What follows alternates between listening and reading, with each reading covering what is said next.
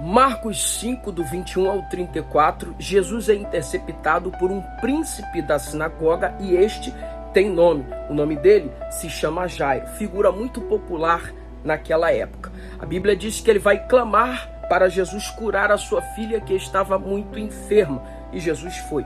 No meio do caminho, Jesus é interceptado por uma atitude que vai chamar a sua atenção. Alguém vai tocar em Jesus, mas não vai tocar de qualquer forma. Vai tocá-lo de forma diferente ao ponto dele sentir que de si saiu virtude. Esta não tem nome. Jairo, príncipe da sinagoga, cheio de posição, tem nome. Esta mulher não tem nome. Simplesmente por quê? Porque a história dela é de uma mulher desprezível que jazia 12 anos, que sofria de um fluxo de sangue, uma hemorragia que não estancava nunca. E o que isso significa na cultura judaica? Quando a gente lê o livro de Levítico, capítulo de número 15, versículo 19, tem um texto que diz lá: mas a mulher, quando estiver no seu fluxo menstrual, no caso, e o seu fluxo de sangue estiver na sua carne, estará 7 dias na sua separação, e qualquer que a tocar será imundo até a tarde. Na cultura judaica, o fato de uma mulher estar menstruada, ela não poderia tocar em homem, nem absolutamente ninguém, tá? E não só isso, nem nada que aquele homem tocasse, nem ao menos se essa mulher tocasse num lençol, esse homem deveria não tocar nesse lençol, caso contrário, de acordo com a lei, seria considerado imundo até a tarde. Partindo desse pressuposto, nós não estamos falando de uma mulher que está no seu período menstrual. Nós estamos falando de uma mulher que há 12 anos não parava de jorrar sangue. Uma mulher que devia ter um aspecto cadavérico. Uma mulher que não tinha nome simplesmente porque as pessoas não queriam saber quem ela era. Mas independente da sua situação, independente de ter dilapidado em 12 anos tudo que tinha com os médicos, e a Bíblia diz que antes, indo de mal a pior, ela não desistiu, ela ultrapassou obstáculos para tocar em Jesus. Outro fator muito importante dentro do texto é que a Bíblia fala que a filha de Jairo, no Evangelho de Lucas, tinha quase 12 anos. O que você quer dizer com isso, Eliardo? Eu quero dizer que quando a filha de Jairo nasceu, essa mulher já tinha uma enfermidade, e Jesus estava indo socorrer primeiro quem? A filha de Jairo. Já se pegou naquela situação de você ter um problema há muito tempo e ver Jesus indo resolver o problema de outras pessoas e não o seu? É mais ou menos isso aqui que está acontecendo.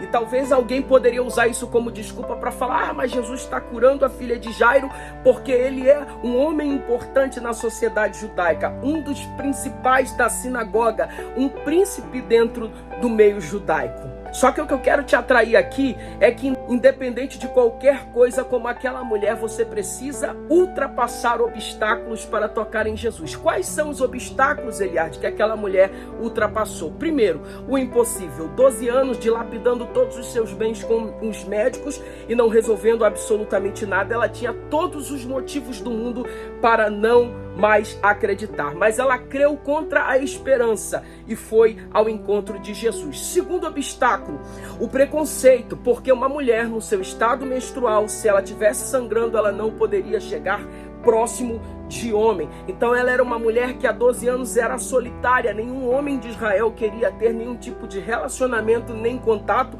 nem aproximação com ela. O terceiro aspecto é que Jesus vivia cercado de uma multidão. E como é que essa mulher chegaria a Jesus sem chamar a atenção e ser percebida, uma vez que a sua enfermidade já fazia dela uma mulher famosa, que furtou seu próprio nome? Ela não era conhecida pelo seu nome, ela era conhecida como a mulher que tinha um fluxo de sangue. É o que o texto nos revela. Então ela tinha que se achegar a Jesus. Mas como se achegar se a multidão que cercava Jesus, no mínimo só de homem, era quase 5.000 homens, sem contar mulheres e crianças? Então ela tinha que chegar em Jesus e não ser percebida nem por Jesus, nem pelos seus discípulos, e muito menos pela multidão, porque isso poderia comprometer a sua própria vida. E quarto, o medo de ser morta por ser considerada imunda, está tocando em um homem que era considerado um santo profeta naquela época. Mas independente disso, ela diz: ele não precisa me ver, ele não precisa me perceber, eu nem preciso tocar nele, eu só preciso tocar na orla das suas vestes, e eu tenho certeza certeza que eu serei curado. Só que tudo que Deus faz na nossa vida tem um propósito. E qual é o propósito, Eliardo? O propósito é glorificar ao Senhor.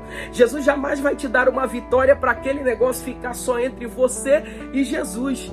Tudo que Jesus te dá é para um propósito. E que propósito é esse? Glorificar o nome de Jesus. Ela achou, vou tocar, vou ser curada, vou sair de fininho, ninguém vai saber. Querido, quer vitória? Ele vai te entregar, mas você tem que confessar com a sua boca. Então, quando ela toca nas orlas das vestes de Jesus, Jesus para e diz, espera aí, alguém me tocou. Como assim, mestre? Alguém me tocou? A multidão te oprime, a multidão te aperta e tu vens dizer para nós que alguém te tocou? Ele diz, não. Alguém me tocou diferente.